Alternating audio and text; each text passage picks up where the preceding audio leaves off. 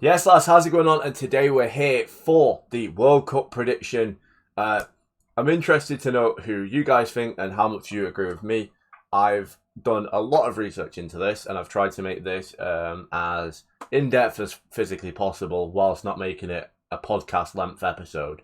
Yeah, let's get straight into it with Group A.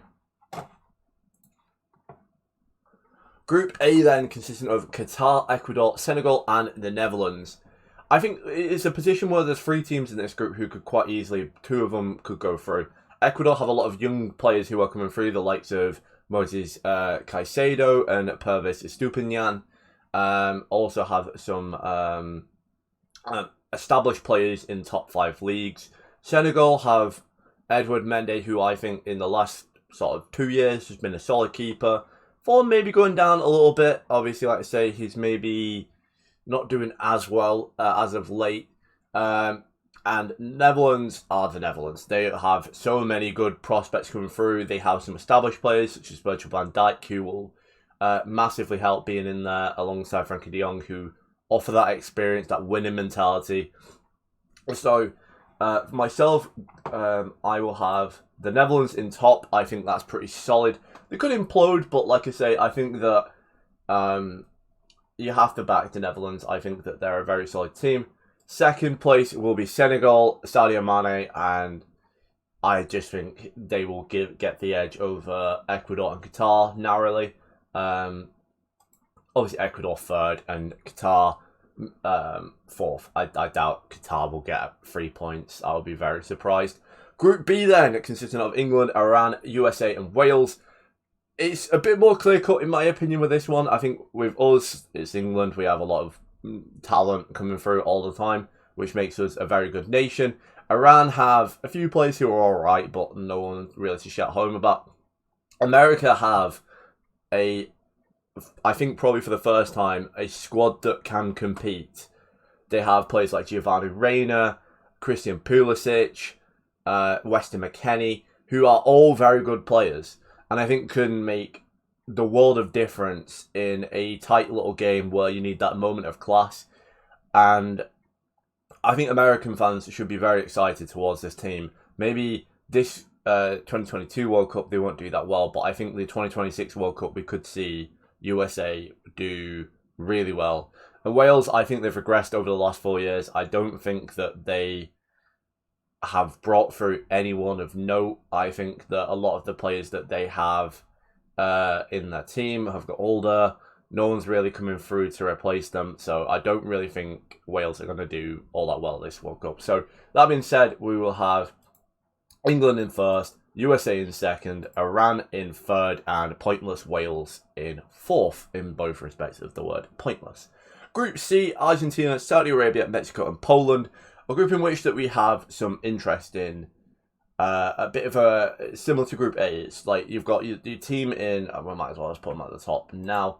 Argentina, who I think just are going to storm at this World Cup. I think that they have so many good players, who are just at that point where, like I say, Argentina can make so much difference in this team. We've got Mexico and Poland, who do you pick for second? I think, like I say, Poland have Lewandowski. Having that world-class talent in your team is just vital.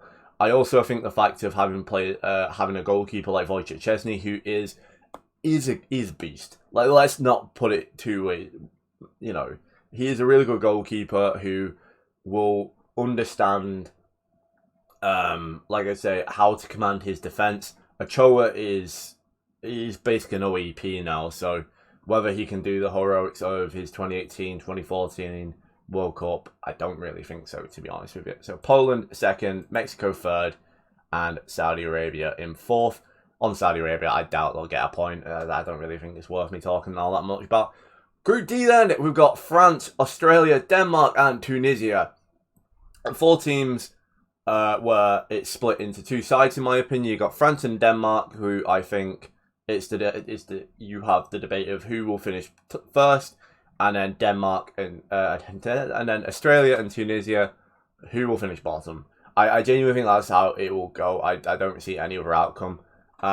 I have gone with France as top spot. I think that France will have just enough. I think they'll start slow, though. I think that's one thing with France. I think the fact of them not having a player like N'Golo Kante is going to be very different for them. Obviously, relying on the more younger types of players, we will see how they actually manage to cope with, like I say, not someone who's just a busy bee who will go around and disrupt play.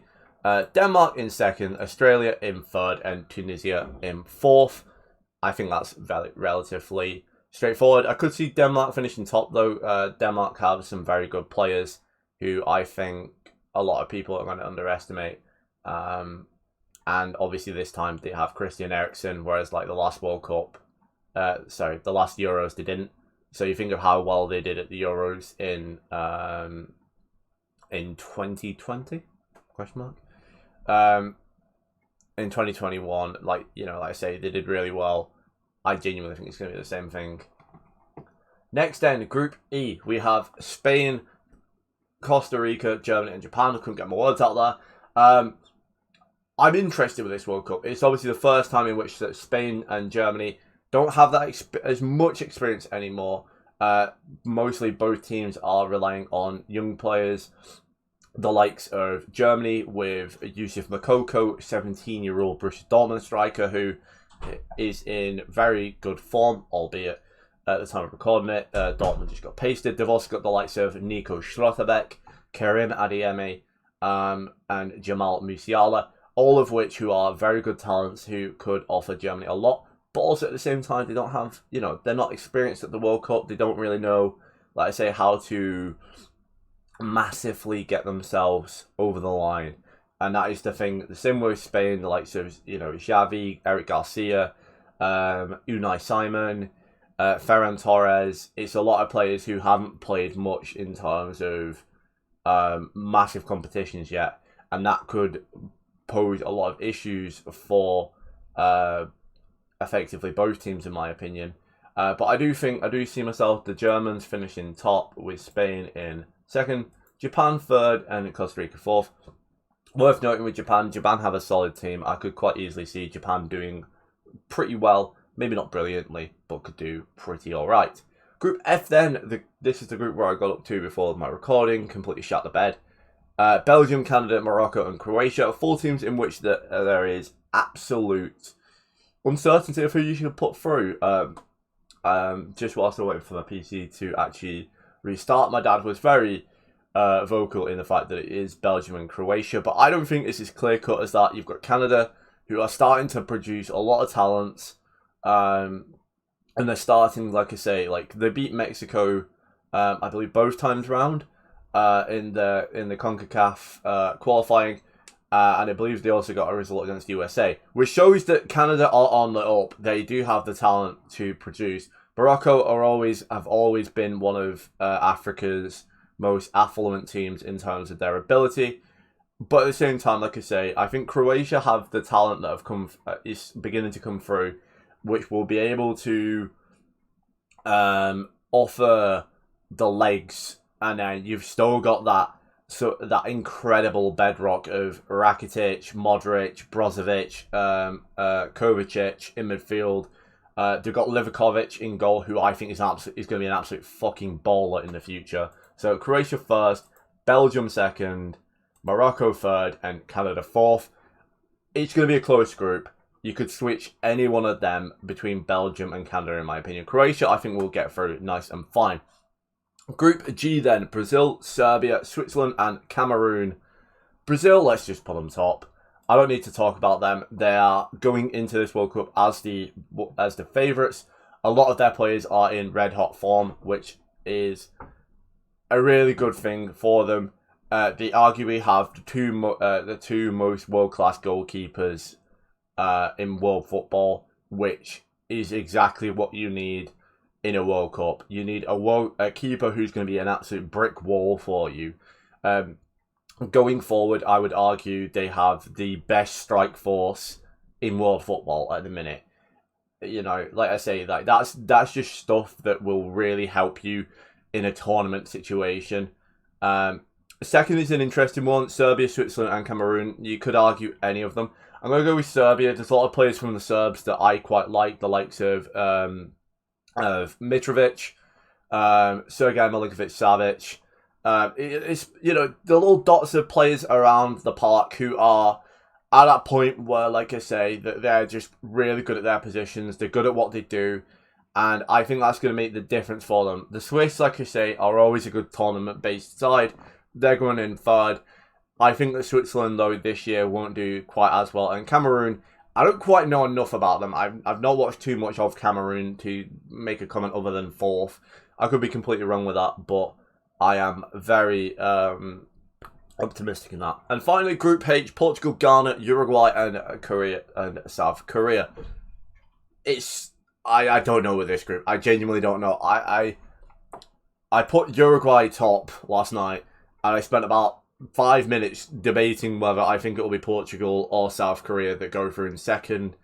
I'm genuinely not sure.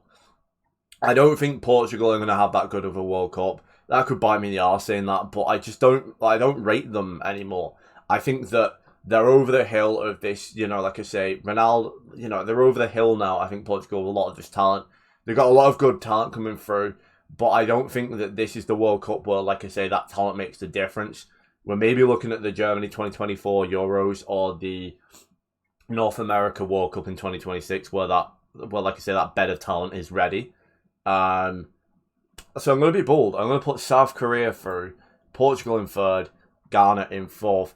A lot of people might disagree with me, and that's completely fine. I could be wrong. Like I said, I think South Korea and Portugal, it's between them two. Sorry, Ghana, I do rate you as a team, but like I say, I think it's between those two. I think that South Korea will have enough, just with Heung-min Son. I think Heung-min Son's an animal, and I think that just is what you need. So the round of 16 then, it's an interesting one. I'll try and be a little bit faster with this because, like I say, in the group stages, I put all of my reasoning. Netherlands versus USA. Netherlands, like I say, I think I have this. I think that we're in a position where I think that USA, the round of 16, I think is a solid place for them. Could I see them beat the Netherlands? Absolutely. Like I say, I genuinely think that's as easy as it gets. Argentina, Denmark. Argentina, for me, are going to go far in this competition. Denmark offer us an absolute unknown commodity. They could do amazing. Like we saw in the Euros and then get into the semi-final. And then they nearly knocked England out. England got very lucky in the Euros to even get to the final. Denmark, on paper, probably deserved it. But Argentina are going to be too much for them. And they will go out proud. I think that they'll give Argentina a good game. England versus Senegal, realistically, it's England. I should back them, but I think we won't make it easy for ourselves. It will be a narrow win for us. France versus Poland, again, a pretty relatively similar one to Denmark. I think Poland will give France a very good game, but I think that France will have enough to knock out the Poles. And I think that will be a bit more clear-cut. France get into their groove when it comes to knockout football. Next, we have Germany versus Belgium. Germany versus Belgium, this could be an absolutely insane game. I will put the Germans to go through. I think that Germany just have, like I say, just so much good talent coming through. Yusuf Moukoko, I would not be surprised if he has an absolute electric tournament. Obviously, Timo Werner is actually out for this World Cup, which, like I say, he's actually done all right in the Bundesliga since leaving Chelsea, so that might actually be a bit of a miss for them. But I think they'll have enough. Brazil versus South Korea. Brazil are the favourites. I'm not going to go much more into that. I think that'll be relatively routine for the Brazilians. Croatia versus Spain. This is going to be a tough one to predict. As I said to you in the group stage about Spain, there's a lot of young talent coming through. The experience is starting to really drip away. There's only really Busquets left who will offer them that out-and-out experience of just knowing what it's like to win. And Croatia, for me, are an absolute... I love watching Croatia just because of their midfielders. They have so many technical midfielders. And I think that will be too much for the Spains. Croatia, the underdogs to go through against Spain. And then finally, Uruguay versus Serbia. Uruguay obviously having the Uruguay and Andy Carroll, but more importantly, having probably the most informed midfielder in Fede Valverde. The lad is absolutely electric, and next to players like Rodrigo Bentancur, they just have that little bit of quality in field. They've got left back. They've got the Napoli left back, who I really rated every time I've watched the Serie A this year. Oliveira, is it? Look great every time. Uruguay to go through against the Serbs. Could the Serbs get past Uruguay equally? Yes. But I think Uruguay have the world-class talent. The quarterfinals then, Netherlands versus Argentina. I think this is where the Netherlands will falter. I think that Argentina are just going to be up for it this World Cup. Obviously, Messi's last ever tournament. Don't underestimate how much that will actually play an actual effect on how things will go. That'll be relatively routine in my opinion. I don't think the Netherlands will be all that much for. And the Netherlands will be able to do too much against the Argentinians. Germany versus Brazil. Oh my, this is just going to be a tough game. Could go either way, but it's going to the Brazilians. I think, like I say, as I said about Spain, Germany have a lot of younger players playing in this tournament. They have a lot of good players that are more experienced, like Leon Goretzka and Kimmich. Name went completely from my head there. But I think I genuinely think the Brazilians will have enough. England versus France. I don't think England at the minute have enough to get past the French. I genuinely think it will be a relatively easy game for the French against us, which is hard to say. I would love us to do a tournament run, but I just don't think that is going to happen. And then finally, Croatia versus Uruguay. I think it'll be quite relatively routine in the favour of the Uruguayans, leaving us with 3 South American teams and only 1 European team. Will I back the French? Let us see. So going into the semi-final, then we have a very interesting one in Argentina, Brazil, and then France versus Uruguay. I'm going to start with France versus Uruguay because I just think that's a much more easier tie to actually explain. I think France have the more world-class players. They are notorious knockout stage. They're a notorious knockout stage team. Uruguay will do well, but France will have just about enough. Now, let's ramble on about 5 minutes for Argentina versus Brazil. Argentina and Brazil, 2 of the tournament's absolute favourites, with each team having world-class players, world-class talent coming through, and a good player in every single position. How do you predict something like this? Well, for me, you look at the fact of who's the more composed side, who's notoriously the more composed side out of the lot of them. And that's Brazil. It's a weird way to look at it, but I think that the more composed, the more used you are to winning something, the better it will be for the nation. I think that you will have the people, the coaches around them to basically say, yeah, you're born to win this. It will be a tough game. I can see it going to penalties. Brazil edge out. Obviously, if it does go to penalties, Argentina have the argument though. Emi Martinez is very good at saving penalties. Alisson, who I think will be the number 1 for Brazil, is also good, but I then go to the fact that I think Brazil have better penalty takers outside of their main guy, who is Neymar. Obviously, Argentina is being Messi. They have more people who are penalty takers. So, Brazil versus France final. Now, this is an interesting position then. France versus Brazil. France have a few of their boys missing, the likes of Kante, who are the busy bees that will, like I say, disrupt Brazil. France without N'Golo Kante could be a much different side, purely because of the fact that they don't have that ability for them to like full on dig in and just, like I say, like really get themselves up the pitch. Going forward, they have arguably the second best striker in the world at the minute in Kylian Mbappe, behind Erling Haaland, who's going to make all the difference. But France have this issue of being an absolute, of just being one step away from just crumbling, blowing themselves up, kicking themselves. when they're in a really good position. We saw it in the 2010 World Cup, and I think Brazil will prey on that. And I think we'll see Brazil become the first ever nation to win 6 World Cups. So your winner then is Brazil. As you can see there, the most predicted is Argentina and Brazil. Obviously, I think a lot of people wanting Messi to win. Could be that way, like I say. I put the semi-final between Argentina and Brazil to be penalty shootout. So yeah, let me know how I did there. I'll do a video over Christmas time where I react to this and we look at how well I did. But yeah, until next time, I'll catch you on the flip side. Peace.